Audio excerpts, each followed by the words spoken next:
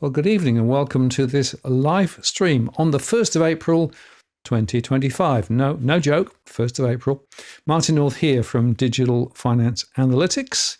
Nice to see you on for a Tuesday evening again. Thank you for taking some time out. And this is going to be an important conversation today because there is so much going on, particularly with the markets. And Damien, of course, is with me, and I'll bring him in just a second. And just to say that, we'll try and give you a bit of a sense of what's going on, but also some thoughts about how to react to it or how not to react to it. Because I think there's a danger in overreacting to all the things that are coming through at the moment. There keeps being a blast of news here and a blast of news there. And, Trump's tariffs are here and then they're going to be, it's all over the place. So trying to make sense of some of that is what we're going to do. And obviously there'll be plenty of time for questions. Before I bring Damien in, let me just remind you that we don't provide specific financial or legal advice. This is a general conversation only. We do invite you to make your views known in the chat. Feel free to add your comments and questions as we go. If you'd like to get a question to me or Damien specifically, if you use @WalkTheWorld, that means it gets into my queue. There's more chance I'm going to see it. I don't necessarily follow everything that's going on in the chat because it's really, really busy. And some of the conversations are on sort of a side note, so I don't necessarily follow all of them. I've also enabled Super Chat, which means that if you want to make a contribution to what we do around here, you can do that, or indeed get your question to the top of the list. And for those who do contribute via Super Chat, we really appreciate it. It really does help. We don't do this for profit. We do this because we think there's a really, really important conversation to be had. And frankly, in the current environment, more so than ever. Right, let me bring Damien straight in and we'll get right down to the nitty-gritty. Damien, welcome back. Hey, going, Martin? How are you going? Centre myself a little bit. Yeah. Are you having fun yet? Is how I started the earlier conversation with. There's a lot going on, isn't there? And as an investor who is invested, one of the interesting challenges here is to, as we've said before, separate signal from noise. But it is actually worth reflecting. Things like, for example, gold reaching, this is the gold futures, reaching another all-time high, which tells you something quite important about potentially what some people in the market are thinking in terms of a flight to quality. On the other hand, if you look at the ASX 200, well, that's significantly off its peaks, but slightly higher over the last couple of days. And in fact, if you look around the world, there are some quite interesting and contradictory signals. So, for example, if you look at the German DAX, it was very high, but it's come back and now it's gone up again. So there's the DAX, and especially when you look at that, the DAX from wherever that is, I don't know, we've basically had a month of going sideways. Yes, really. Yes, it's not really. It's been pretty reasonable performance there versus the US, which is much more down. Yeah, and Australia as well. And the interesting question, there was a really big discussion going on. Well, maybe now's the time to invest in Europe or maybe Asia. And, some flows of funds have been coming out from the US. We've still got the Trump thing. So, we had the first little inklings with some of the particular minerals. And now, of course, we've got the big day tomorrow, Liberation Day or T-Day or whatever you want to call it. And even now, it's not clear about the nature of the tariffs. And, is it the start of a negotiation? Is it going to be imposed across everybody? I was interested to see that the UK had cuddled up to Trump and had actually offered him a royal visit, thinking, well, that perhaps will solve the problem, but I'm not sure it's going to. So I guess the sort of the starting point has to be, from an investment perspective, if you are invested, to what extent do you sort of look through this, and to what extent do you actually react? I know you did react earlier on in the over the last month or so. You actually did sell some stuff to be able to position.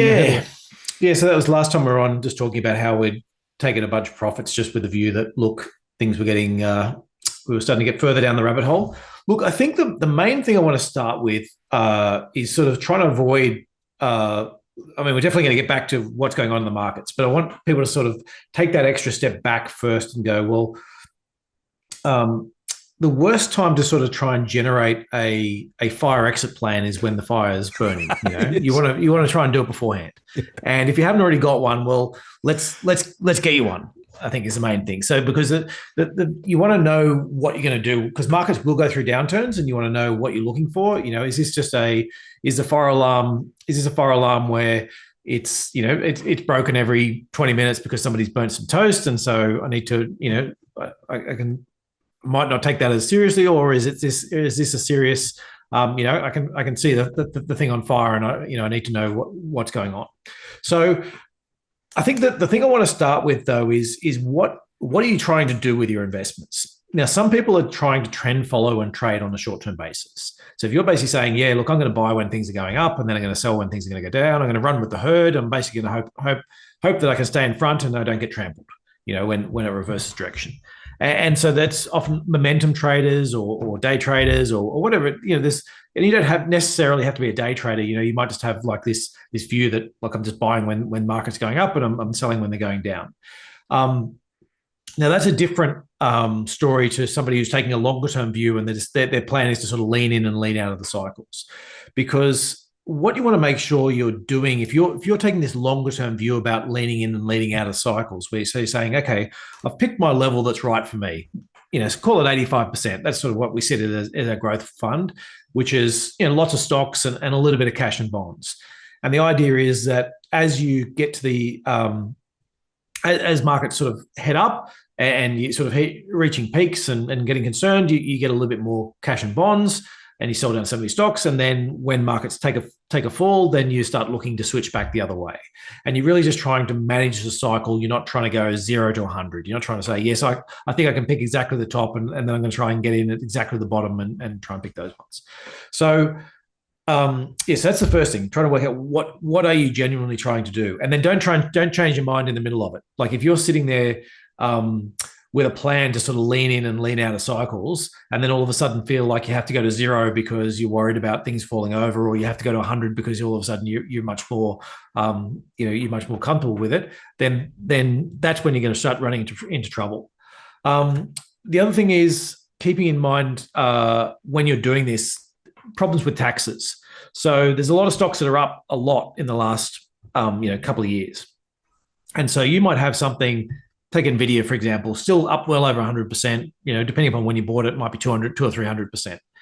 And so if you sell that today and you're sitting on a 200% gain, then you bought it for $100. It's now worth $300. If you sell it, you're getting a tax bill from it. You've got that, that's a guarantee. So, and if you're on the top tax rate, and depending upon timing of when you bought it and everything like that, you might be paying 47%. You're probably the best. You're probably paying 20 or 30% on it. That's a guaranteed 20% you're going to pay on that. Even if you've got these capital gains and everything like that, you're guaranteeing it. You know how much you're paying on it. The market's falling another 25% isn't guaranteed, but you selling and realizing that capital gains, that's guaranteed. And then people go, well, yeah, but I'll just sell the stocks that are down. I'll keep the ones that are up. And you're like, well, just a minute. So now you're going to end up with a portfolio that's chock-a-block full of the 10 stocks that you were overweight, and now you're wildly overweight these stocks, and you've got rid of all the ones that might be down because they weren't the stocks that performed well in booms, but they might be the stocks that perform well in busts.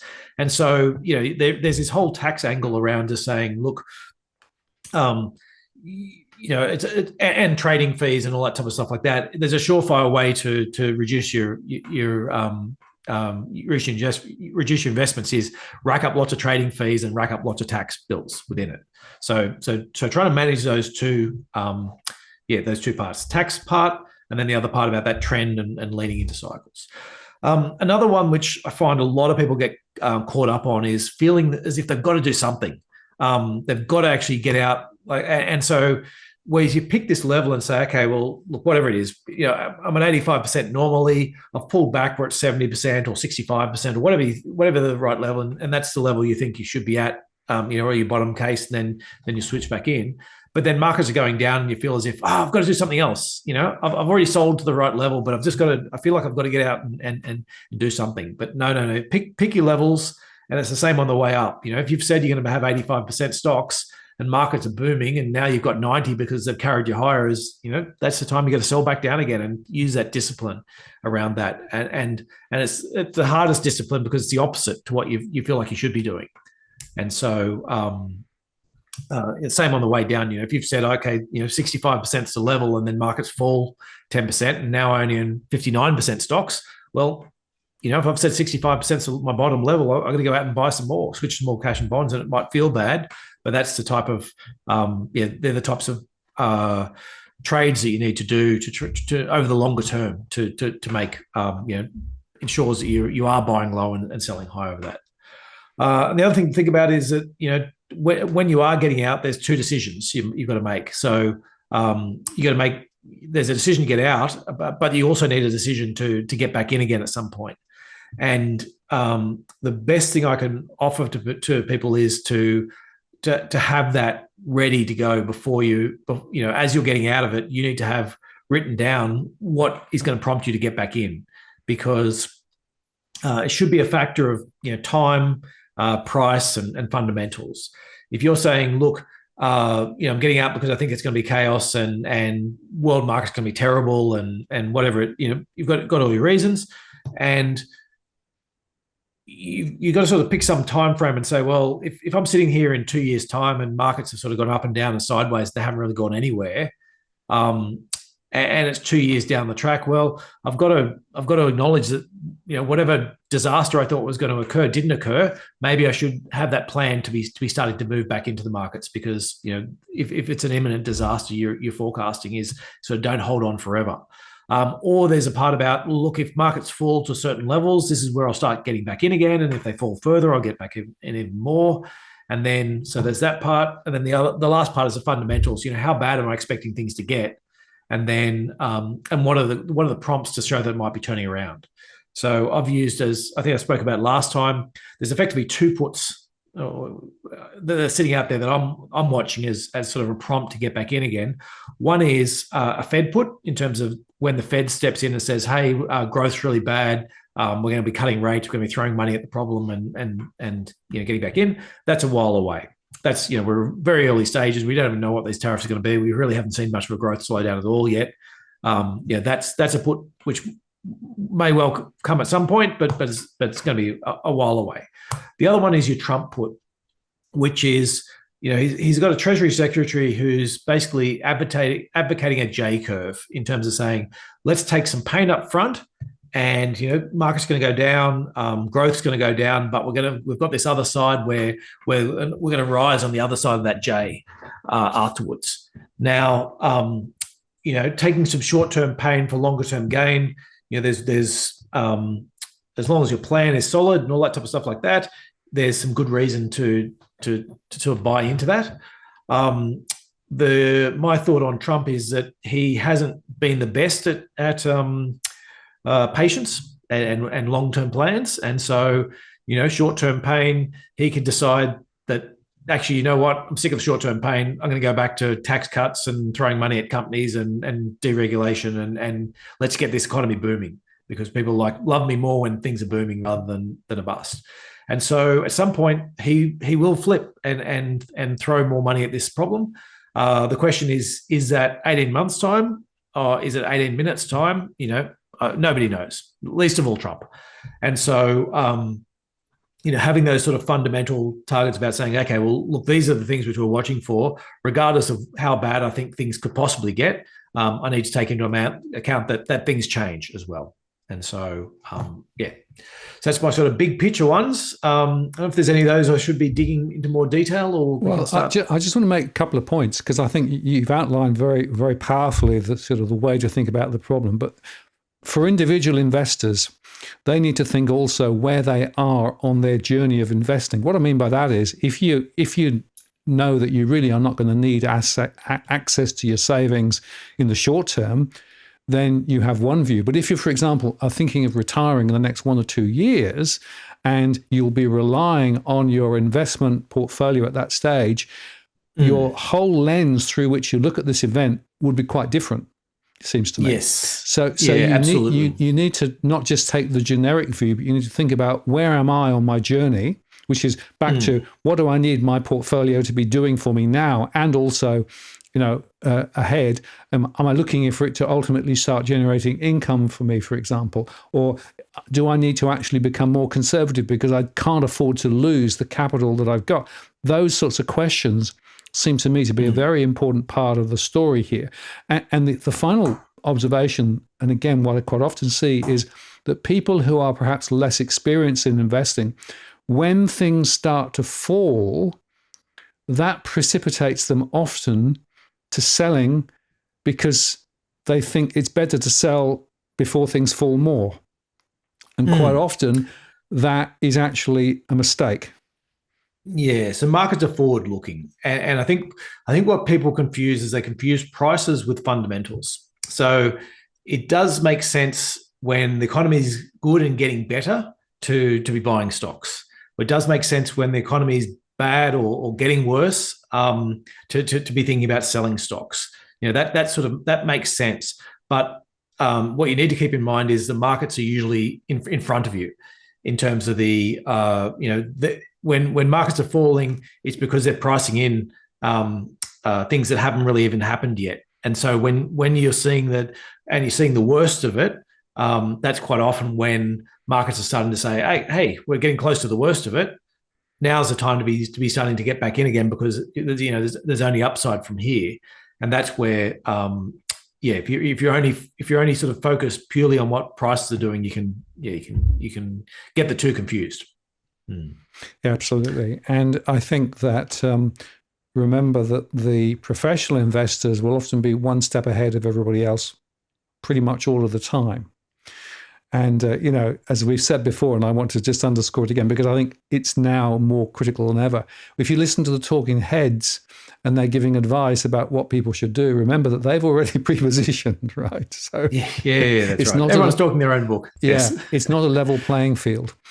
Now, last time I came on here, Martin, case in point, I didn't come on and say, hey guys, I'm just about to sell. Can you please sell before me so that I can then, take advantage of lower prices to sell out my stuff? It was like, no. That's what I've already done. Yes. Yeah. And actually, just on your point as well, especially for people who might be in superannuation and anyone younger people, I think there's every now and again I run into people who are very worried about the whole situation. And then I'm like, just a minute, you've only got whatever, 100,000 invested, and you're putting away as much as you possibly can. It might be 25 or 30,000 a year. The price, yes, the 100,000 is important, but you've got another 10 years of putting away, and you're going to be putting away $300,000, $400,000, $500,000 over the next 10, 15 years. Stressing about the 100,000 and the right weights to that is less important than making sure you've got the right allocation for the next 10, 15 years. And as you're investing all this new money, that's being invested in the right assets as you go along as well. So, yes. Yeah. And plus be conscious of the fees that you're paying along the way, because, actually fees draining value out of your portfolio over that duration could potentially destroy a whole lot more value than a misallocation. Being clever with the timing for this week or next week or in 3 months' time. Yeah, absolutely. Now, just on the tariffs, Cookie sent this chart across, which is actually quite brilliant, because I said I wanted to take account of the fact that if you go back to the 1930s, you can see there was a considerable hike up in reciprocal tariffs. It was usually higher back in 1901, but the worst case scenario could be up to 35%, which is higher than it was then. Now, that's a very significant and frankly disturbing chart and a disturbing perspective. Now, we're not saying that's going to be, because nobody knows. As you say, Damien, we don't know whether he's serious or not and how serious he's going to be. But there are consequences if these tariffs become reciprocal, and it changes the game in terms of global trade. It changes the game, therefore, in the potential investment returns that companies are going to get from their trading, and that translates into their share price and what their share price could be. So there is also a significant level of uncertainty in all of this. Yeah, that's right. And so I spoke a little bit about last time about this whole idea of, if you've got a company who's sitting in the US thinking about investing, and they're like, well, if I build my factory in Mexico, it's 20% cheaper.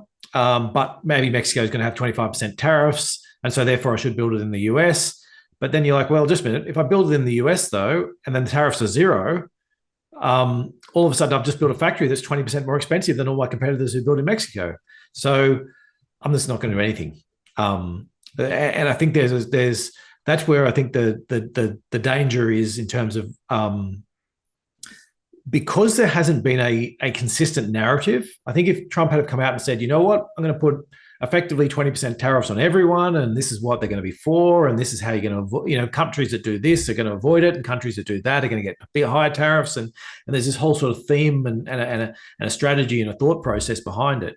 Then I think companies would then go, okay, I understand what he's doing, why he's doing it, and how things will change. And so therefore I can now feel comfortable enough to go and build my factory in Mexico or in the US or Canada or whatever it is, knowing that this is what the regime I'm under. But because it seems haphazard and scattered, and maybe somebody will get one, maybe they won't, maybe this is a tariff because, I didn't like the way fentanyl was coming through your borders and whatever it is, like those types of things where people can't really understand, well, there just doesn't seem to be much fentanyl coming through Canada. What do they do to avoid the tariff? Who knows? And so, I think that's where that uncertainty comes about. And I actually did a bit of a run through last week to say in my last podcast, just saying, okay, let's go and look at what's actually going on in as up to date as we can in terms of the data that's out there. Because we've seen some pretty big falls in consumer confidence and pretty big falls in business confidence. Now, there's sort of three levels of data, and I'm sure you speak through this with you on the podcast before, is that you've got your sort of forward-looking data, which is timely, and it's about asking people, what do you think you're going to do, and are you going to spend this money, and what do you see prices doing next quarter, and all these types of forward-looking indicators. Then you've got your coincident indicators about what is happening right now, but they still tend to be surveys. They're not sort of the hard data. And then finally, you sort of get the hard data coming through later in terms of, okay, what did you actually have as profits and what did you actually report as earnings? And that's not going to come through for a while. And so each of those bits of data can be more and less reliable. And so the real thing that's going on at the moment is everyone's just digging straight into all the forward-looking stuff and trying to say, what is really happening. So there's lots of chaos, but look, if sort of Joe Sixpack in America is like, well, there seems to be a lot of stuff going on in the news, but I don't know what it's all about. I'm just going to keep doing what I'm doing. Then maybe there's going to be less effect than if he's sort of sitting there going, well, my sister just lost her job in working for the government, and my brother-in-law, he's worried about losing his local government job because all government jobs are evil now, and and I'm concerned about this, and so I'm not going to spend as much money. Then you've got sort of bigger concerns. Now, consumer confidence stuff has definitely fallen. I don't know. I could go through a few charts, but I think probably. I think I'll probably leave that actually as said, because I think we've got a lot to talk about this time around.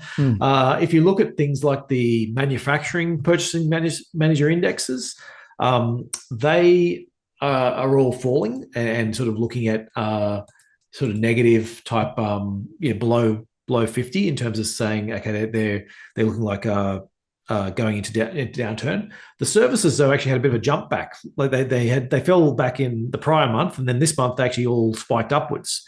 And so, there's, that sort of, it makes sense, I guess, in terms of the manufacturers are like, okay, we've got tariffs coming, things will be worse. But the services is actually sort of surprisingly strong. And then you start jumping into companies. And the interesting thing when I was looking at companies is I've gone back to companies that have just reported in the last sort of week or so. Last 2 weeks. And you've actually got a reasonable sort of basis in this. And the companies then will have a conference call. And at the conference call, invariably, one of the first questions that's asked is, what's going on right now? And what are the tariffs doing? And what is all the uncertainty doing? Now, I've got a list of 6 or 7 different US companies here. There's Carnival Corp, which runs cruises. So that's sort of a relatively big ticket holiday item for people. Darden Restaurants, which is sort of like a sort of mid-tier sort of restaurant for, sorry, let me put that a bit bigger. Some sort of mid-tier restaurants, a bit like, I guess, Sizzlers type things for people in Australia.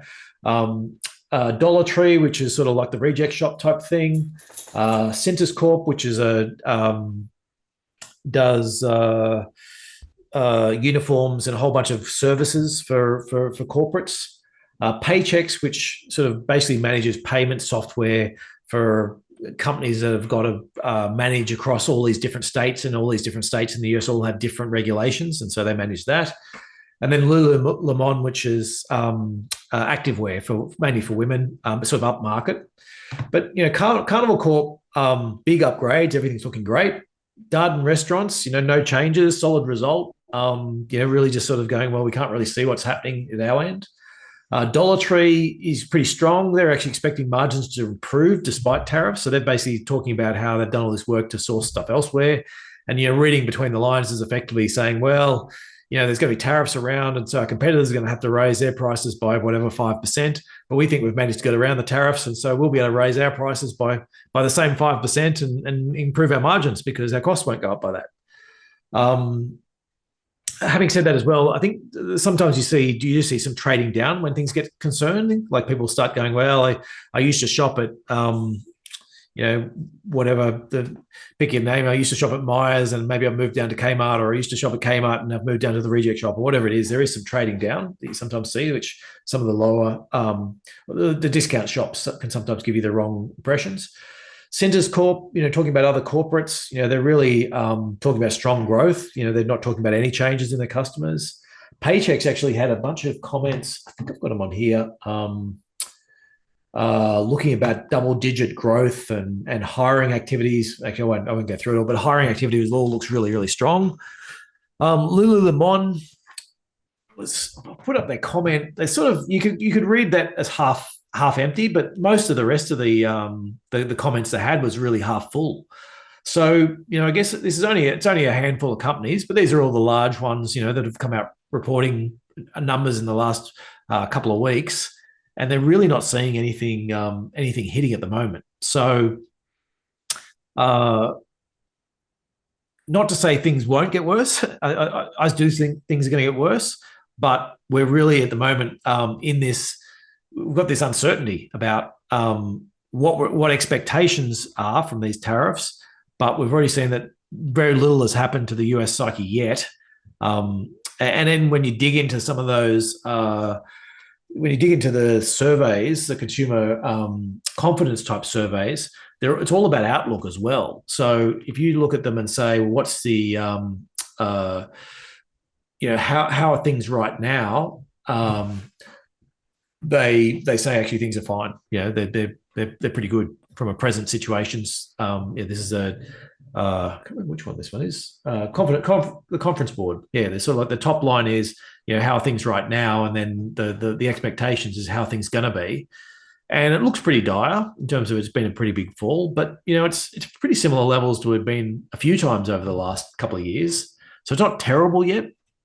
So so I guess where I'm getting to is, look, I still do think we're going to see some relatively significant downturn that could well lead into a recession, but we're really not seeing any signs of that just yet. This is you need to acknowledge that and say, well, things could change, and maybe a lot of the American population just ignore the noise and just get on with living their life and keep spending money.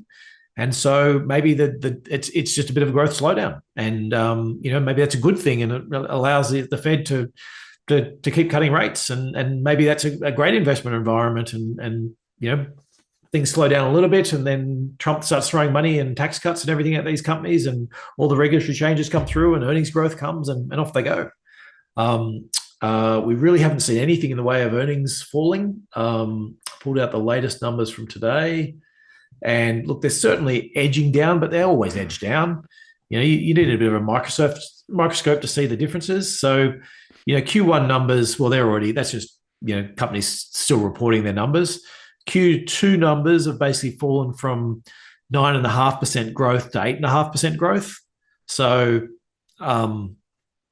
yeah, so it's not good, but that's pretty typical. Like it's quite, you get lots of periods. That chart we've got there, just over that chart there, they've fallen from 14, 15% growth back to 9.5% growth. Analysts are often just way too optimistic before the numbers, and then they gradually just work their numbers down.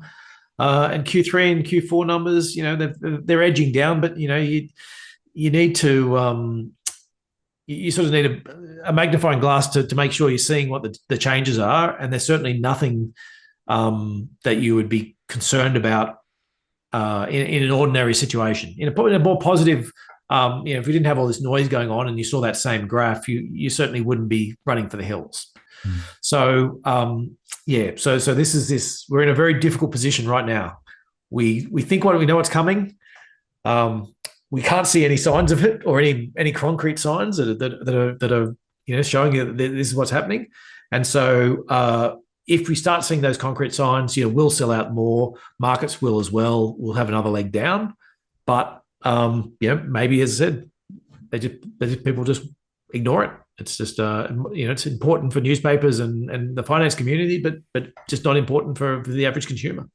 Well, I think it's very interesting that if you look at forward expectations of where the markets will be, at the end of this year, there's a huge wide range. So some people are calling another leg down plus, and others are saying, no, this is mostly noise. It'll shake through. Later in the year, things will get a little bit easier. We'll probably get more cuts from the Fed to help. And essentially, no, don't panic. So it's fascinating that no one really quite knows. Now, in Australia, just on the consumer confidence front, it's quite interesting. So just on this, if I go there, you can see here that Roy Morgan published, this is the ANZ Roy Morgan consumer confidence, this just today. And they're basically saying that confidence increased. It's a strong increase in households' confidence in their current finances after consequential falls. And they're saying on a 4-week moving average, renter confidence continues to trend up, while outright homeowner and mortgage holder confidence is down, and outright homeowner confidence has fallen sharply through 2025 so far. Now, just to be clear, if you look at the average, the longer term average, we're still way below, right? So, confidence is up. Well, it's up from a low base. So you've got to understand where confidence is from as well as where it's going to. And then the other one that came out was retail turnover. And they basically said, well, retail turnover was up, but actually 0.2% month on month is pretty low. And that's 3.6% compared to last year. And if you, of course, bear in mind that this isn't inflation adjusted. So once you put inflation in there, which is probably for retail above the 3.6%, in real terms, many households are spending less. So once again... and then also, Martin, population growth as well. Yes, good. So you took the words out of my mouth, absolutely, because I was going to say, and of course the other factor in there is population growth. And the final chart I just want to bring into this, because I think it's quite important, is this one. This is actually from the government, and it shows you the share of the tax take that is actually from personal income tax. And you can see there, this is actually from a year or so ago, but it's showing you that their expectation is it's rising, it's higher than it has been, and it will continue to rise. So that's the other factor in all of this. Not only you should be thinking about the consumer and what they're thinking of spending, but think of their capacity to spend. Because, despite the election that we're now running into and all the promises and, we'll give you a little bit of a cup of coffee in a year's time in your tax or whatever it is, or we'll give you a discounts on the on the petrol that you're going to be buying. The truth is that a lot of households are being squeezed by this perpetual increase in the tax take, which actually is a more significant impost on many households than the interest rate charges. So it gives you a bit of a broader perspective. So my argument is, again, we're not seeing a huge amount of negatively spinning through even into the local stock market yet, right? There's some uncertainty, but it's a bit the same. The indicators are, all over the shop, really. Yeah. And look, Australia, if you're going to pick a country globally, if there's a bit of a tariff war outbreak and Australia is not involved in putting up barriers and between ourselves and China and ourselves and Europe and ourselves and the UK and places like that, then we're probably actually, looking at cheaper goods largely. So, and we made a decision in the 2000s to basically to get rid of our car industry, and that is we won't relitigate issues with that, and maybe there's some military, stuff like that. It's often quite good to have car industries if you want to sort of be able to flip to a more militaristic economy at some point. So, but we've made the decision to get rid of it. So the question now, in terms of if there's global car tariffs and everyone's trying to stick tariffs up, there's no reason for Australia to have car tariffs. We're not trying to protect any local industries. It makes more sense for us to say, well, we'll take your cheap cars then. If you want to get rid of, and we might find that there's just a lot of products that China's basically going, well, I wanted to sell this to the US, but now it's going to, it's now 30% more expensive to sell it to the US. So I'll just dump it on whatever markets I can get. And Australia won't be big enough to take it all up, but it'll certainly take a portion of it. And we're sort of factoring into our models that that we'll probably see some reasonable deflation in goods for Australia, whether it's Europe or China or wherever, Japan, South Korea, trying to get rid of goods that they would have otherwise sold to the US. Now, is that a great thing for Australia? Well, the question is, we've already decimated our manufacturing sector. Do we want to further decimate it, or maybe it's some, I don't think either party's talking about trying to protect our manufacturing sector, though. I think that's been. That horse has long since bolted. Yes. Well, we might touch on manufacturing and the discussion about gas a bit later on in the show. Before I get there, we should just record the fact that, of course, rejoice, rejoice, home prices are up again, according to the CoreLogic index. Never mind anything else, home prices are up, so that's good, isn't it? A record $820,000 on average. If you look carefully, you'll see that not all markets, Hobart's down a little bit. But I find it quite fascinating that the media went to town on this. If you look at it in more detail, actually, it's not quite as significant a move as it was perhaps reported at, and you can see there that we're still off peak, particularly Melbourne, of course, whereas Brisbane and Adelaide remain at peak. So that's quite interesting. And by the way, if you look at the regionals versus the capitals, regionals have actually been outperforming. So all up, there's some move. Now, I don't believe that these statistics show the granularity, because the truth is, of course, that different markets are behaving quite differently, but it is interesting how the media goes to home on it. The other point here is on the rents. This is another important. Rents are still rising. And remember, these are advertised rents. These are not rents that are actually increased for those people already in rental accommodation. And they're saying it's rising again. And in fact, my own surveys would suggest that for those people who are in current rental accommodation, they are still being confronted with rent increases, in some cases more than 10%. So the rental sector is still a problem. And even on this publicly available chart from CoreLogic, they're saying, this is a national high. So I think this is an important context for this as well, because, of course, everybody's worrying about property and what's going on in the property market, and this is a signal. But I was amazed how positive the media reported it.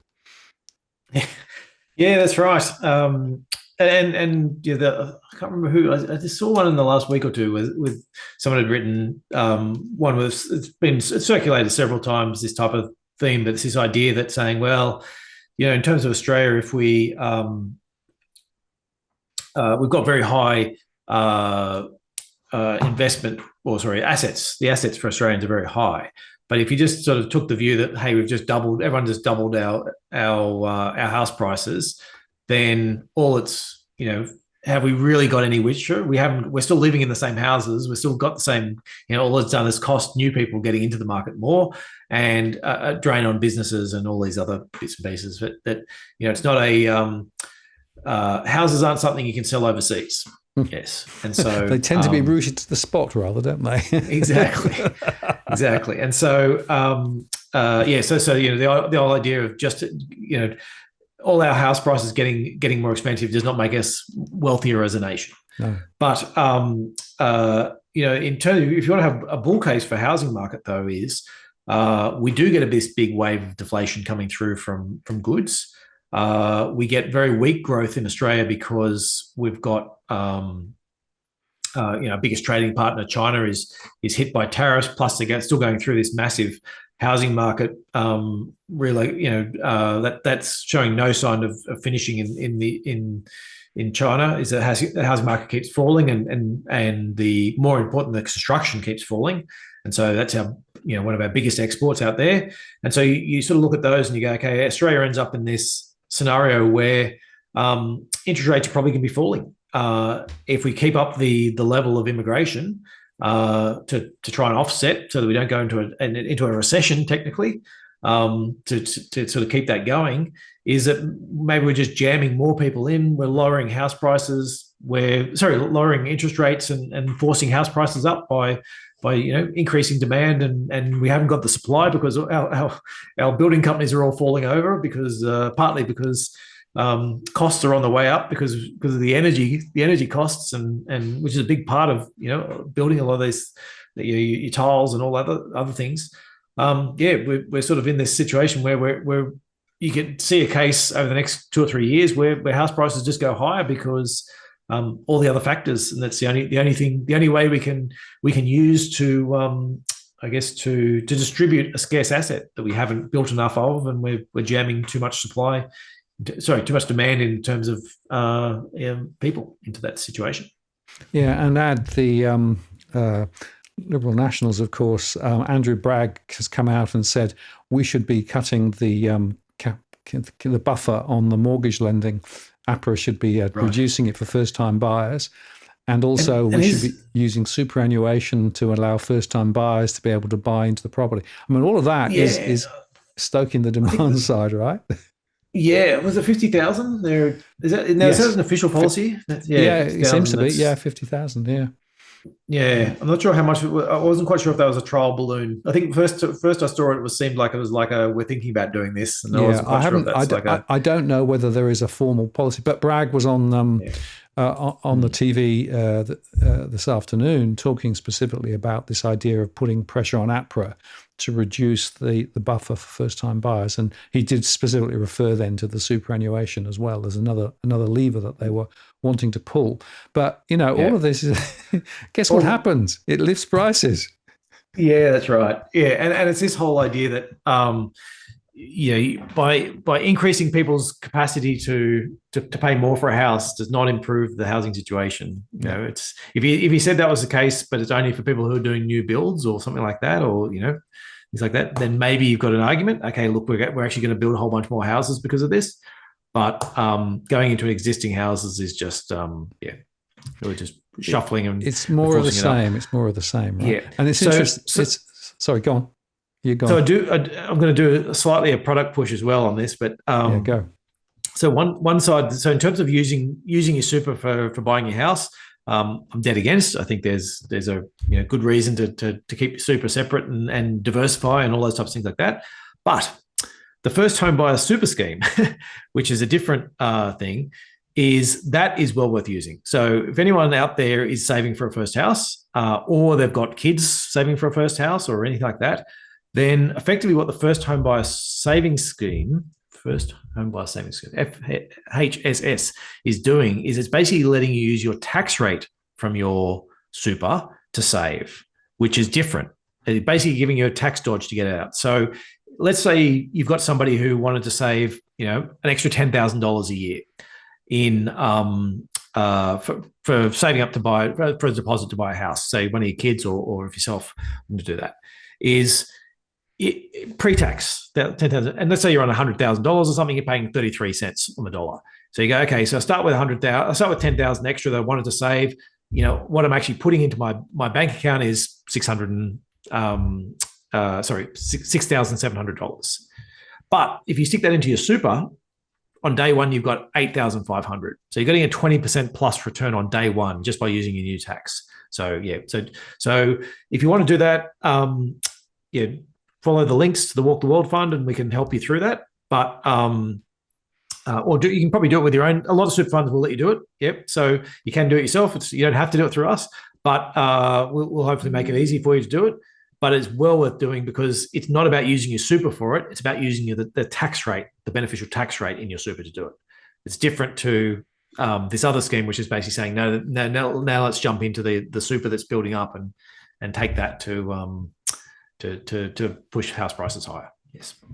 Yeah. Sorry, that was interrupted. No, that's good. I think that's a very important thing. I'll just come back to you on my own slight ad here. So I made a show called The Next Incoming Tax Grab, Taxing Unrealized Gains, because I don't know whether you saw, Damien, but in the budget there was still an intent from the Labor side to effectively introduce these unrealized gain taxes, particularly on the superannuation, from July next year at an additional 15%.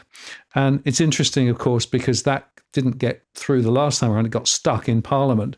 But I am very concerned about this concept of taxing unrealized gains, because I wonder whether this is the thin end of the wedge and whether, in fact, we're going to see similar strategies later for other assets, family savings, or maybe even their home, because this is another leverage opportunity from the government to find a way of getting more money into the tax system, which of course is something they're looking for. So thoughts on this? Yeah, no, look, I'm not a fan of what they're proposing. I have some sympathy for ones. I actually quite like the idea of, you get of taxing unrealized gains where people are borrowing against the gains, because I do think there's an element of that where it's, say it's there's a lot of tech moguls in the US who basically just don't even draw incomes. They basically they just get more shares given to them, and whenever they need more money, they just borrow against the shares that they've been given, and so they just don't pay any tax on any of this, because it's all I had $1 billion, now I've got $2 billion because my share price has been great. So rather than selling some shares and realizing a capital gain, I'll just go and borrow against those shares and use that to go and buy my houses and my mansions and all that type of stuff. I've got some sympathy about saying, okay, in those scenarios and at certain wealth levels, okay, when people are doing that, pretty much to avoid tax, let's now say, well, if you're going to borrow against it, we'll realize some tax as well at the same point. But I do have a problem with people saying, no, on these other assets that are just sitting there and have just gone up, and often, especially these assets that you've given to people for an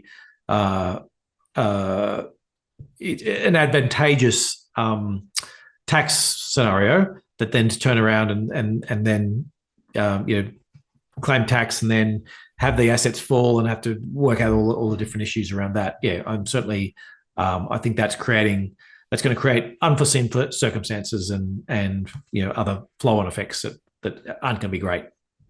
Yeah, well, I certainly think people should be aware of it, and very least, if you are talking to your local Labour candidate, you might want to ask them about what their policy is on this rather important issue, because although everybody says, it's only those with more than 3 million in superannuation, remember that 3 million is not inflation linked. So, if you think over the next 20 years, more and more people are likely to get drawn in. In fact, on some modelling I saw from some of the submissions, they're talking about 500,000 people could be drawn into this. So it is potentially a significant, it's fine because it's only the really rich people are going to get hit today, but next year and 10 years down, it could be much broader spread. And like I say, it could also be spread more broadly into other asset classes too. Why only superannuation? Maybe, other share portfolios too. So for me, this is one to watch. And I think it's something which hasn't got much coverage in the mainstream press at the moment. Let's talk about the RBA, because, of course, they made their announcement today, and they held the cash rate at 4.1, interest paid on exchange settlement at 4. So money held by the banks at the RBA still get paid quite nice money for that. And they were cautious on the outlook, although underlying inflation is moderating, they said, and they referred back to the statement of monetary policy. It's tracking pretty much in line with what they thought. It's interesting, they said that the measure of financial stress eased a little. Some measures did. Labour market remains tight. Well, we saw that in the data, although the employment numbers were a bit wobbly because I think employment numbers are wobbly because of the methodology they use. Uncertainties, of course, was the key thing. Uncertainties about the outlook for the domestic economy, uncertainties regarding the lag in the effects of monetary policy, uncertainty with the outlook abroad. An adverse effect on the global activity is possibly off the tariffs. Inflation could move in either direction. Evolving risks from recent global policy developments. I mean, you've got all of them here, right? They still want to sustainably return inflation to target. Policy remains restrictive. It's resolute to sustainably return inflation. I mean, it's a shorter statement than normal, maybe because they didn't know quite what else to say. And it's the new board as well, of course. This is the reconstituted board. But it is interesting that I got the sense of, we don't know. No, yeah, that's right. But it feels like a dovish hold in terms of they feel like as if they're lining themselves up for a cut in 6 weeks' time, doesn't it? I think that's right. A lot of people are now saying May, and in fact, the markets are betting now on a May cut. I suppose it depends on a few things. They'll be though after the election, so it won't necessarily help the election campaign. Yeah, I did note the comment they made about wage pressures have eased a little more than expected, and I feel as if the RBA has even written its own papers on how optimistic they've been about Australian wages. And, I do feel as if, we're sort of this, we're Australian wages, we're at just over 3, aren't we? We're sort of 3 and a little bit, I think, on wages. Yeah, that's right. I mean, 3.5% should be a target. Like when you're below 3.5%, you're like saying, well, if our average inflation is meant to be 2.5% and you've got productivity gains, then wages should be growing 3.5%. Like if they're not growing, if they're going less than that, then I should be thinking about whether I'm cutting rates. And I want to get wages. Yeah. The critical issue is productivity. Productivity is still very weak, of course, and GDP per capita is still very, very weak. It was 0.1% up last time around, right? Whoopee! But if you go back over the trend, it's considerably down. So the economic fundamentals are the problem here, because effectively we're not creating sufficient growth in the underlying economy to be able to actually pay ourselves more, and that's the dilemma that the RBA, of course, is facing. And they've actually become a little bit more, what shall I say, outspoken with regard to productivity challenges. I haven't heard much debate so far on the election campaigns on productivity-related issues. I don't know whether you have, but I haven't, which I think is quite interesting. Funny that. No, but it's too difficult for people to work out what's going on. I think that's probably it doesn't. I can't get a soundbite that sort of fits into that. No. But I think the big picture for me on productivity is the US and a lot of other countries have been trying to work out why productivity is so good. Like the questions, this is happening and that's happening. We want to know why. How do we get these productivity gains, and why they're higher than what we thought before? And Australia's got the opposite problem. We're sitting here going, why is productivity so terrible? But that was I haven't got the charts handy, but I think I showed them last time around. The Jared Manac one, which I think sum it up perfectly, which is saying, shallowing. Look, you've got a certain amount of capital in Australia. We're not growing it very quickly, and we're throwing all these extra people at Australia. So actually the amount of capital we have per person is actually falling. And so how do you get productivity gains? Well, I give people more stuff so they, one person can do the work of 1.2 people or whatever it is. And if you're giving everyone a little bit less, and effectively what we're doing is saying, I could, I'll use, there's, say some agricultural type ones, I could look at wages and go, wages are too high. Actually, I'm going to have to go and, get fruit, mechanical fruit picking or whatever it is, I'm going to have to get more tractors or automate this thing in some way. Whereas what we're doing instead is we're saying, no, don't worry about that. Let's just bring in a whole bunch of, cheap labor from Pacific Island countries, and, you can work them on rock bottom wages. And so, I think that's where a lot of the problem is that for corporates, if it's a choice between saying, I've got to do some hard work and come up with a way of, running with fewer staff, or I can just bring in, a whole bunch of recent university graduates that should be going back to their own country, but because they want to stay in Australia, then they will work for the minimum wage. And so, I think there's we're doing it to ourselves on that productivity front. And then the other problem, obviously, is that most of our growth is all coming from the NDIS in terms of wages. Sorry, not in terms of wages, in terms of employment. And so, actual private sector employment is terrible. And so, I guess that's the other thing back and saying, well, are we worried about a wage price index, and not enough people and rising when the only one out there hiring is the government anyway? I think there's I would much prefer to see, politicians actually complaining about saying we want to get that we have a genuine role rather than targeting GDP, which is some sort of nebulous figure that nobody really knows what it is. Is actually saying, no, Martin, I want to get you a wage rise. I want to, I think it's success. I think it's a greater thing if we're all getting 3.5% or 4% wage rises. I'm not looking upon that as a terrible thing. We need to bring more people in to push our wage growth down. No. Well, it's clear that in earlier times, low wages was a policy. It was effectively a feature, not a bug of the system. And that's partly the high migration. It's partly businesses pushing for cheaper wages. And to be fair to the most recent government, they have moved the dial up a little bit. But if you look carefully where wages growth has actually been strongest, it's not necessarily spread that uniformly. And I do want to highlight again, this market versus non-market jobs story is very important to understand. And a lot of the jobs are in the private sector, but they're completely funded by the public sector, like in DIS.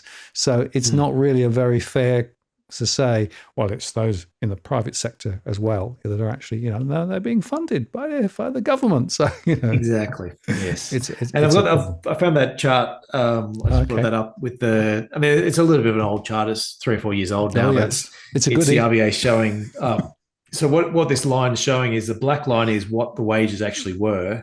And then each of those little lines coming up is what the RBA was forecasting. So in 2011, they were forecasting wage growth was going to go from sort of 3.5% up to 4.5%, and then it fell. And then and every single time, it's just like they're just way too optimistic about what wage growth is going to do relative to what it actually did over the time frame. Yeah, and so, this is a consistent pattern, right? This isn't just a one-off thing. This is again and again and again and again and again and again. Yeah. It's happened, right?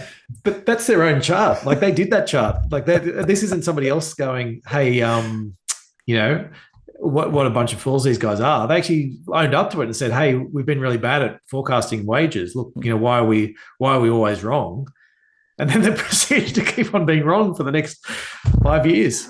Like I sort of, that's the I'm quite glad they actually, had the sort of owned up to it, and you want to admit your mistakes and know where you are, but then after you've admitted your mistake, to keep on going and making the same mistake, that's the problem. Root cause analysis suggests that you should look at why you made the mistake and do something different. Yeah. Otherwise, you'll get the same outcome. And that's partly, I think, a lot of the issues. The data is quite clearly pointing to a number of significant structural issues that we have, not just in Australia, but in Australia particularly at the moment.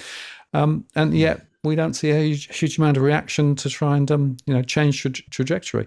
And I guess that takes us quite nicely to one where there has been a change of trajectory, and that's the recent gas reservation discussion, right? So the Conservative side of politics have come out and said, we're going to reserve more gas. Well, actually, no, we're going to actually invest in more gas to be able to increase supply and implicitly create more of a reservation.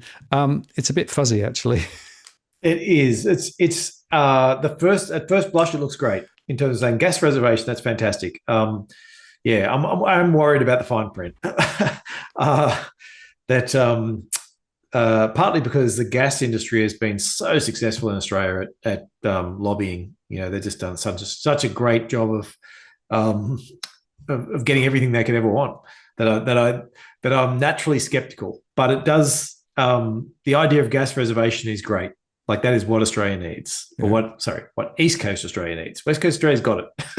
East Coast Australia needs gas reservation because the problem we've got is the world is a really big place, and every time we produce more gas, there's somebody in China or Japan or Europe or somewhere like that who wants to buy it.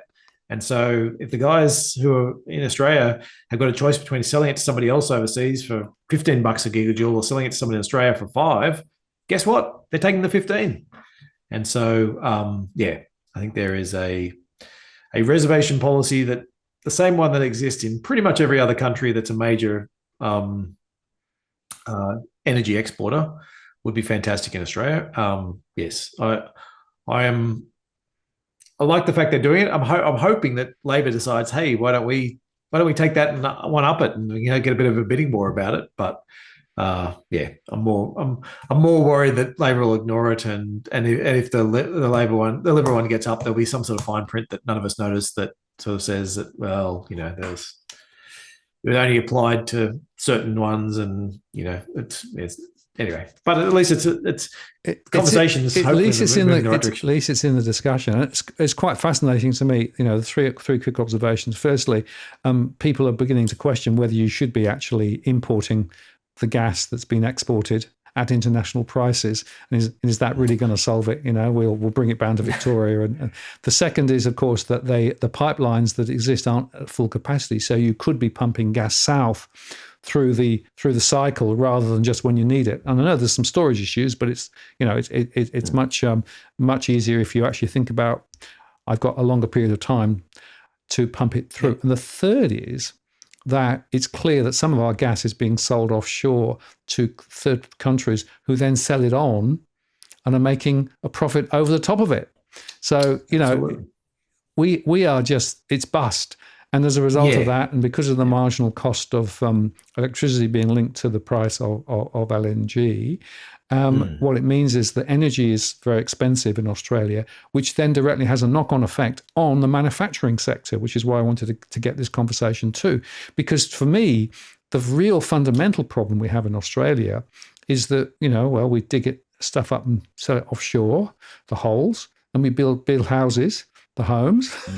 But what about our manufacturing? What about the stuff that we actually should be manufacturing? And if you think about the Trump context and the tariff context and what's going on there, isn't this an opportunity to think about actually building and developing and, making stuff in Australia? But without the energy at the right point, it's going to be impossible. No, that's right. And the issue we've got with a lot of the remaining manufacturing is a lot of the remaining manufacturing is the stuff that was relatively energy dependent, because Australia for a long time we've got so much energy and it's been relatively cheap, and they're some of the ones that have managed to survive have been the ones that have been relying effectively on these low energy costs, and now we're getting rid of those low energy costs. And so I have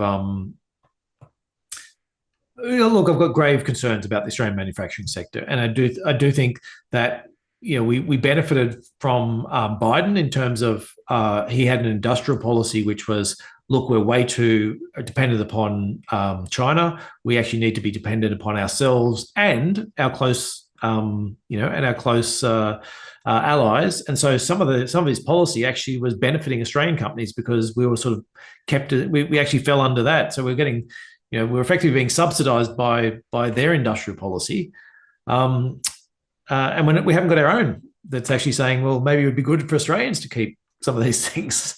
And the whole idea of, it was Angus Taylor who got us our strategic oil reserve, bought part of the US one. Now the US strategic oil reserve sits basically bang in the middle of continental US.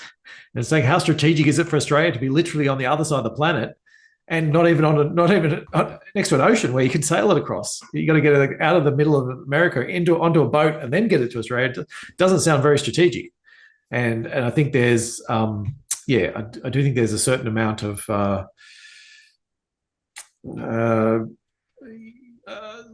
I guess it's more about the message and not about the actual, what are we doing this for? If you do genuinely want a strategic oil reserve, then it should be in Australia. and if you do genuinely want to have fallbacks for some of these things, is that relying on, and particularly I think Trump's very much brought it to the fore, is that relying on the US to be able to do all this stuff for us. It's been great, but is that a plan for the next 10 years? Is that something we know we can rely on? Or maybe somebody says the wrong thing at the wrong time, and next thing Australia's the one that's on the other end of Trump's thing, and he's not selling us whatever it is that we need. And so I do think there's we do need to be thinking about the risks, and particularly with China doing live firing off the shore of Australia. They're obviously sending a message to Australia. It's a new world, and maybe the US is not as close a friend as you thought they were. Well, it is interesting. Certainly in Europe, the question now is how reliable a friend is the US. Can you rely on them, from a defense perspective, but also more broadly from a democratic support perspective? And in some countries, those debates have actually been quite rancid.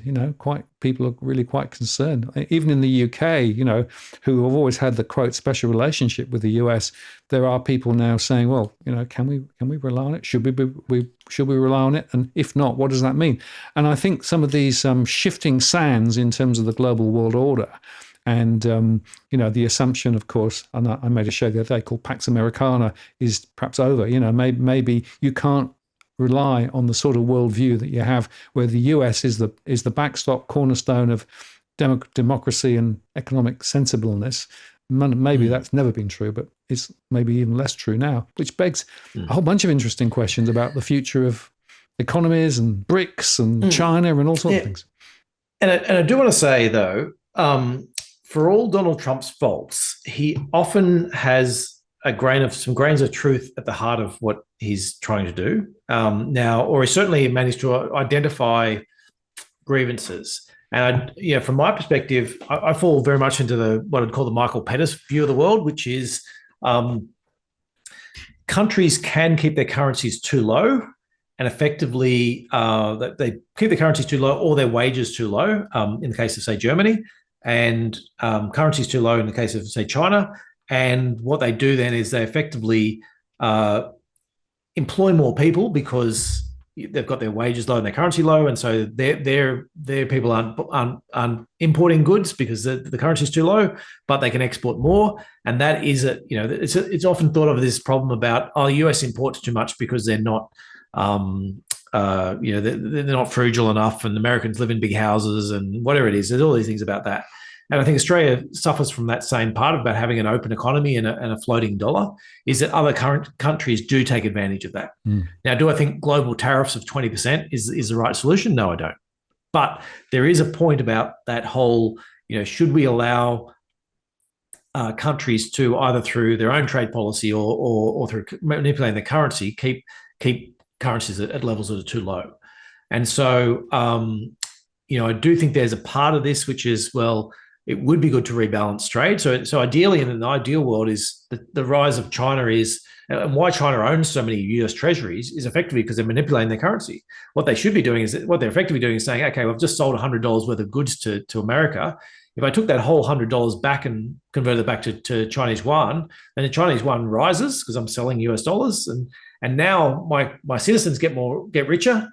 I can't export as much to the US because we're more expensive. And actually, my citizens start to buy US stuff because now their wages are higher and they start to afford, and the whole thing rebalances. But China's managed to sort of keep out of that by keeping their currency down and holding all that. They sell $100 and we'll only bring 50 of it back. We'll leave the other 50 sitting in US treasuries. And so a similar case for Germany, but Germany was done more through wages, keeping the wages low for particularly manufacturing, which is why they're a real export powerhouse, not because of sort of some magical German thriftiness or anything, but because of industrial policies. And so, and also that they're part of the euro, that's sort of got all these other issues. And so, there are genuine trade issues that we think about in terms of how countries and currencies and everything like that react. But it is worth reminding that, look, he's been successful at identifying the problem, and it's just whether you're applying the right solution to it. And I don't think that's the case. No, very, very, very good point. Well, as we sort of come up towards the end of the show, there were 3 slides I just wanted to spend just a little bit of time with you on. And the first one is this one. This is the Nikkei. And what I find fascinating here, of course, is that the Nikkei is basically reacting to higher interest rates in Japan, and the expectation of inflation is we need a bit more of it, and things like that. So there's a really fascinating story here about what Japan is up to. And remember, of course, that they have the GDP to debt ratio at 300 and something. I think it is. It's the highest, pretty much the highest around the place. The government owns a lot of the assets, investment assets, over a long period of time. So, what's your take on what's going on in Japan? Yeah, so Japan's interesting. I think the net number, though, I must admit, I can't remember. I don't know if I've checked in the last year or two. I think it is. No, that's the gross number. So you basically, the government's got the 330, but if you take out that the central bank owns 200 and something percent of it, I think you get back to in the 70s or 80s, 80% or something like that. It's actually, when you net it off, it actually looks nowhere near as dangerous. So it's basically that, you've taken it. It's like me lending money to my wife.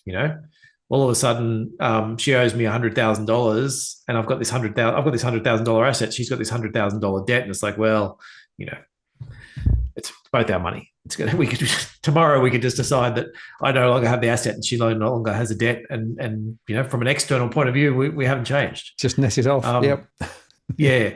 So I do think there's a certain element of that in Japan. As you said, Japan's been buying.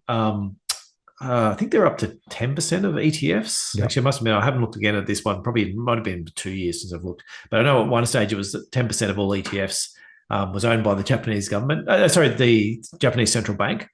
So they do have to get out of that low interest rate environment problem.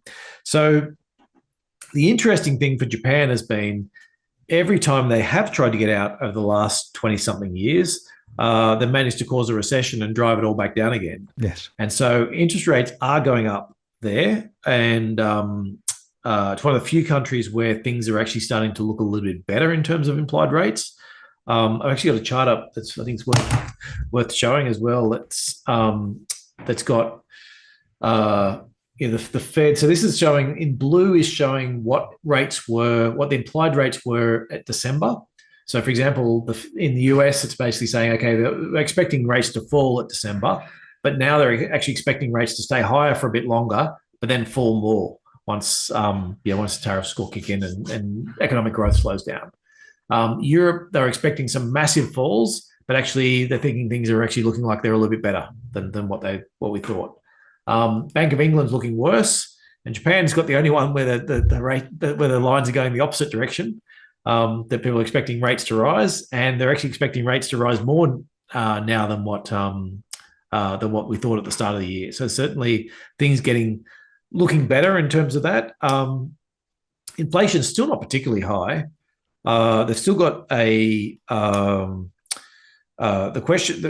question is whether they're actually the working population has reduced far enough that now they'll actually start getting some more wage growth through. And there was certainly within Japan, there was I guess it's more of a social, call it quite a social contract, but there's certainly companies felt as if they needed to keep prices low, and it's sort of like an embarrassing thing to be putting prices up, and something you might need to apologize for. And so, has that changed? I don't know. But I guess it's I guess what I'm thinking in terms of Japan is it might not be the type of inflation you want. If it's inflation driven by actually now our working population, we've got this aging population where all these people are retired, and we've got such a small number of people supporting that we actually can't do as much of the stuff. And so we're going to give wage rises to these people. Is that the type of growth you want? I don't know. Maybe it's an intergenerational switch, but yeah, there's sort of like I've got a few questions around that. But the bigger question is, look, are they genuinely out of this, or is this just another time where we're going to see, and often they end up in some sort of financial crisis afterwards. It feels like every time the rates have just started rising, they've ended up somewhere, crisis around the world. So I've got positive overall thoughts. We've actually got a fair bit of Japanese stocks in our portfolio, because we think they're relatively cheap and much better quality than they used to be.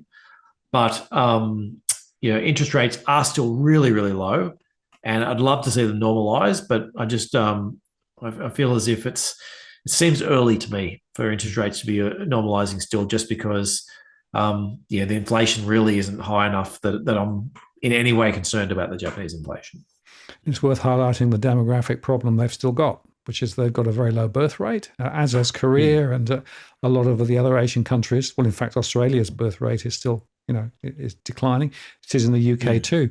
So effectively, there is a question about the population into the future, because there are a significant proportion of elderly people in Japan who obviously won't be around in 10, 15, 20 years' time. So there's a bunch of questions. But I think the issue they've got at the moment is that it's every year you've got more old people who have retired and fewer workers. Yes. Yeah. So so you've got fewer and fewer people supporting a larger and larger number of people, and no immigration to speak of. Like immigration into Japan is very difficult, and you don't get the same legal rights. And definitely a vision of the future. Wow. And as well, that's same is true of China. And China's basically Japan rolled back 20 years, but accelerated. Like they've got the same things happening, but just happening at a way faster pace than what we saw in Japan. The second chart I wanted to switch to was this one, which is the Aussie dollar against the US dollar, right? So we're sitting at 62.53 cents at the moment, and we've come way down from where we were previously. In fact, if you go back and look over a longer period of time, of course, you can see that back in 2014 we were above, a dollar. Yep. Now we're at 62, and it doesn't look as though we're going to go anywhere the other way anytime soon. So two questions. What does that do in terms of your thinking about investment strategies? And does it matter if the Aussie dollar is down in the low 60s or below? Yes. So on the investment strategy point of view, I just want to highlight that the currency works really well for Aussie investors. As somebody, let's say, I'll flip it around first. So the way a foreign investor thinks of Australia is, say you're a US investor or a UK investor or European, you'd look at Australia as being a sort of turbocharged way to play world growth. So when world growth is really strong, the Australian economy goes well because we're this exporter with all these commodities, and commodity prices go up. And so the market's going to go well, but actually the currency is going to go well as well. The currency is going to rise in those scenarios. And so you get double the benefit. So the stock market might go up 10%, the currency might go up 5%, all of a sudden I've got a 15% return. And so that's great. But the same is true in reverse. When the world growth is bad, the Aussie dollar falls and the share market falls. And so, a turn of 10% into a 15 or a 20% loss at that point. So that's great. But if you're an Australian sitting inside looking out, it actually ends up being the opposite. In terms of when things are booming globally, we can invest in international stocks, and the Aussie dollar is actually going to bring those returns back up a little bit. But when we run into problems, we saw what we've seen in recent times now is the Aussie dollar, the share markets might fall 5%, but the Aussie dollar falls too. And so you're only down 3% in terms of your international investments. And so the volatility on international investments versus Australian investments is actually quite, for the last 10, 15 years has been significantly lower. And so if you can get a better return with a lower risk, that sounds like a good deal. And that's where we've been spending a lot of time investing in international stocks. One of the currencies over the midterm makes a massive difference. Over the short term makes a very small difference, but over the midterm, I actually think this is one of the biggest drivers in terms of economic growth between, the differences between countries is that sort of longer term where the currency has been. So, and it's not just manufacturing. I think it's probably, and for a country like Australia, it's probably some of the services is probably more important. So, you're a global company and you've got stuff everywhere, and you're thinking about sticking a new lawyer or a new accountant or something in your Asia Pacific division. if the Aussie dollar is at a dollar and Australian employees are really expensive, well, I'll stick them in Singapore or Tokyo or somewhere like that. When the Aussie dollar is back down near 60 or into the 50s, yeah, Australians are well educated, and if I can find somebody that I can hire and use the Australian dollar to pay them sort of less on a global basis, then they absolutely will. And that's one of those mechanisms that helps even out growth between countries and does sort of determine some of these longer term things. But it's not something that flips around. It's not like the Aussie dollar falls overnight by 5% and all of a sudden everyone's hiring staff in Australia or building factories and everything like that. It takes a while. It takes a considerable, it's that longer term average that really makes that difference. And so, our expectations are that at the moment, it looks like Australia is probably not going to play the tariff game. And so we're probably going to see other people dumping their prices on Australia, and so dumping their cheap goods on Australia. So we're probably looking at lower inflation in Australia. We are tied very much to China, that we're expecting to bear a lot of the brunt of the Trump tariff war, and so that's sort of one more negative. And so interest rates in Australia are probably going to be lower than what we're going to see elsewhere. And then that sort of then leads to a weaker Aussie dollar. And so typically as well, when we're going through global downturns, as I spoke about Australia being a leveraged play on sort of world growth, is that Australia typically does worse in economic downturns and better in economic upturns than the rest of the world. So sort of a high beta play, so to speak, on the world economy. So, we sort of look upon this as a chance to, at the moment, still getting keeping with your international stocks and sort of avoiding Aussie stocks. At some point, though, once we start thinking that the global cycle is changing, then you probably want to start hedging some of that US dollar exposure or some of your international stocks and investing more in the Aussie stocks. But I think we're some time away from that at the moment. We're still running at sort of 2-to-1 ratios of international versus Australia. Yeah, sorry, the dogs have just gone off. Right. Apologies. But the actual dogs, not the no, the real dogs, not the metaphorical ones. No, exactly right.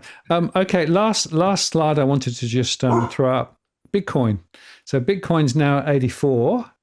We got up to 108, and interestingly, there's a huge diversion of opinion as to what's going to happen with Bitcoin. Now I know we've always said Bitcoin probably shouldn't be your major holding, but have you anything changed in your views of Bitcoin as to what's happened recently?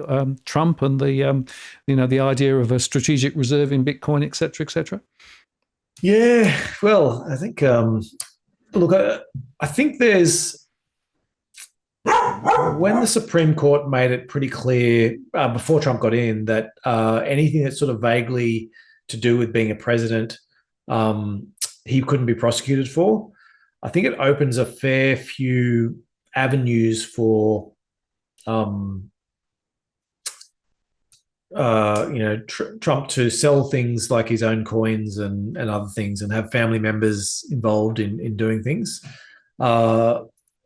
Given that there is effectively no regulation in this area, or certainly there's within the manipulation of prices within that, there's no regulation.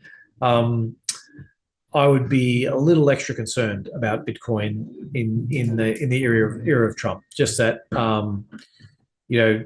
are you inside and do you know what the latest announcement is going to be? If so, then maybe you can get out and trade this stuff. But there isn't insider trading laws around Bitcoin that I'm aware of, and you have a president who I believe would be happy to manipulate the price for his own gain, and is covered for not needing to for that not being a criminal offence.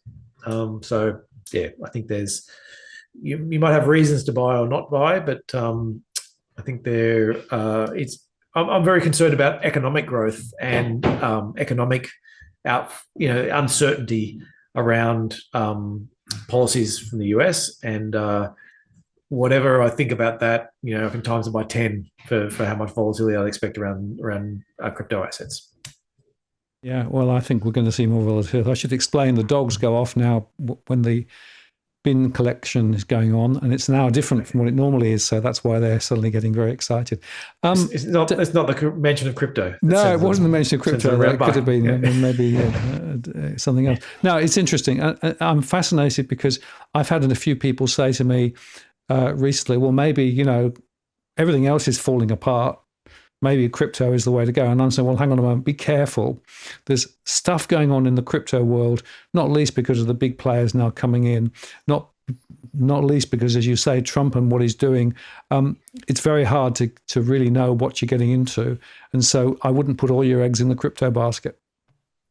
Yeah, that's a good point. I was going to bring up let me just see if I can bring it up quickly. There's a chart I wanted to show. This is the S&P 500, the level of dividends that you get from, if you had bought all the stocks in the index. Now, there's some ups and downs within this. But, even some of these worst cases, you over that 2006 to 2008, you're paying $70 in dividends. It tipped its way up to 80 for over a year or two, but then had this big tumble, but it was still stayed above sort of 60. You sort of if you went back to sort of 2 years before, your dividends were down maybe 10%, maybe 5 or 6%. That's one of the biggest falls we can see in that whole series. The amount you get through in terms of dividends on stocks is a pretty consistent series over time. And so when you buy stocks, if you're looking at a stock and saying, okay, I'm buying it and I'm getting a dividend yield of whatever I'm getting, if the share price falls, you're probably still going to be getting the actual dividend and pretty close to that dividend. If you've got a diversified portfolio across a lot of stocks, which this one is. If you buy Bitcoin and things go wrong, you don't get anything extra. There's nothing behind that. And a similar story for gold. Gold does not give you a yield. If you're buying gold and the price goes down, well, you're not sort of still getting rewarded for it. Whereas there is an element of stock buying where it's across a large enough portfolio, and I'll get into a little bit more detail into that in just 1 second. But it's that, okay, if I'm getting a 2% yield and that yield is growing over time at 5 to 10% per annum, then it's a low yield, but it's growing. And so as long as I know it's growing, then, and particularly say in your superannuation fund or something like that, where you weren't planning on spending it, if you're not retiring imminently anyway, you've got that idea that what I'm really buying is this ongoing stream of payments that's just going to keep getting bigger and bigger over time. So that's one part of it. Within individual stocks, this can go terribly wrong if you try and take this view on in an individual stock, particularly say if you're looking at resource stocks and saying, oh, look, I've got this great yield on XYZ resource stock. That resources stocks don't pay out consistent dividends. But that same line for a resource stock goes to zero for long periods of time and then suddenly shoots up to massive levels and then goes back down to zero when things get tough. Like individual stocks, this can be all over the place, but broadly speaking, as a diversified market, it's a pretty stable stream, even in some of the worst downturns we've ever seen. To say that from 2006 to 2010 that you've lost 10% of your dividends in one of the worst downturns we've ever seen, okay, that's never good to lose, but that's not such a bad outcome. Over that period of time. Yeah, it's a very important perspective there, I think, Damien, because, if you take a longer term view of what's going on, you can ride through some of the ups and downs, but don't throw the baby out with the bathwater is what I always say. And as I said earlier on, there are points in your life when you making decisions in a relatively short period of time, you may want to change your strategy. But if you are investing for the future, then that chart really is a very important chart to bear in mind, because if you have a portfolio that's actually going to continue to pay dividends and you're holding the shares, so in fact the share price is not that relevant, right? It's only relevant if you're going to buy or if you're going to sell. If you hold and get dividends, then that's a cornerstone of the investment strategy, which over time tends to work pretty well. Yeah, that's right. And the other thing that falls behind this, I need to write this up in a way that's more understandable for people, but this dividend stream, it's actually growing faster than it used to. And the reason why is because we've got more buybacks now. Buybacks actually used to be illegal. And so what you're effectively doing with buybacks is you're increasing the per share growth rate, so to speak. It's financial engineering in the end, but it's basically saying that actually I can expect, because companies are doing such big buybacks, I can actually expect the dividends to grow faster than what they've done in the past. And so getting a 5 to 10% growth rate from dividends, I don't see as a major, it's not a majorly bad assumption. It's not like saying, oh, how can they possibly do that? Over time, as you go, well, they're getting inflation, they're getting some productivity growth, they're getting some profit growth on top of that. Often about 6% per annum is about the sort of figure that sort of comes back through, and then they're getting this per share gain that's coming through because they're doing the buybacks as well that can sort of lift that to some high numbers. Yeah, very good point. Well, I think that's a good point on which to end. Just to say, of course, that as we often mention, the World Funds and the Nucleus Wealth platform is a very open platform, a transparent platform for people to be able to make quite significant range of investment choices, manage it yourself, get them to manage it. You can dip in and dip out, and also have different segments. So very transparent. And I think in the current environment, such transparency and accessibility is pretty important. So if you haven't checked out the investment platform, now's the time. Thanks. Excellent. So I think we're done. On another month. Is there anything else? Yeah. No, Excellent. I was going to say, I think we're up for in a month's time. Thank you very much for your time tonight, Damien. Very interesting conversation, interesting time in the markets. And final question, which Cookie asked earlier on. Next time you talk, do you think the S&P will be higher or lower than where it currently is? I think it'll probably be lower. It's a bad thing to say. As a fund manager, I need to tell everyone, hey, jump in and give me your money while you still can. I do think it'll be lower. The question, but there's a reasonable amount of uncertainty. I do think that key thing we're really watching now is what's going on at the coalface. What are we seeing in terms of companies? Are we seeing that Joe Sixpack in America, is he actually going to stop spending or not? That's the real key. And I think that's going to unfold over the next 3 or 4 months. But the worse that looks, stock markets will be down. But if it holds up, then that's where you can see some rises, and in a couple of months' time, we'll start. I think they'll actually have some movement on things like tax cuts and things like that starting to push its way through the US system, which will be looked upon as a positive as well. And my final takeout for tonight is that the index doesn't tell you everything. It's important to go down and look at the individual portfolios, individual stocks, individual sectors, because actually, if you look carefully, some sectors are doing quite a lot better than others and will continue to do so. So again, a bit of sophistication rather than just following the top line index is probably sensible. Yeah, absolutely. And actually, one other thing I would say, though, if you asked me that same question any time in the last 3 or 4 years, I've probably got less certainty this month than almost any other month.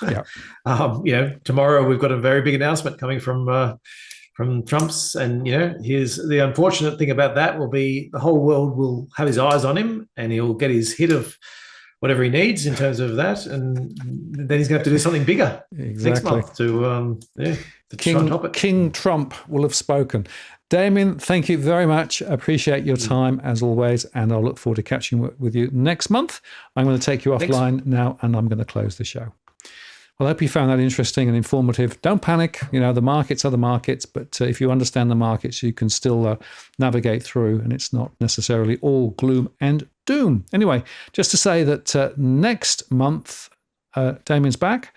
Next week, I'll be on, and I'll be talking about my latest modelling I've just updated for the last month. So thank you very much for spending some time with us this evening. The dogs, well, I've got one dog. The other dogs are up around my leg, but they've of course got up and barked quite a lot today, so I'm sorry for the doggy noises, but it's part of the package here. Anyway, I want to say thank you very much for spending some time with us this evening. I hope that everybody goes well through the election campaign and through Trumponomics, whatever that's going to be. And I'll look forward to seeing you on the next live show. And of course, check out the recorded shows that come out every day of the week. This is Martin North from Digital Finance Analytics signing off. We'll see you next time. Take care.